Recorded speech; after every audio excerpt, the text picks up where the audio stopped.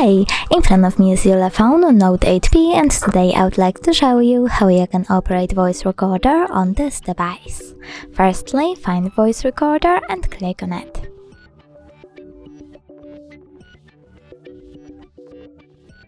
Then click on this button at the bottom left corner over here, select allow, and as you can see, my recording is on. If you want to pause it or unpause it, click on the same left button. If you want to end it though, click on the right one.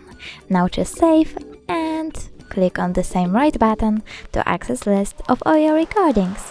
If you wish to delete one of them, just hold it and tap on this bin icon. Then confirm your choice by tapping OK.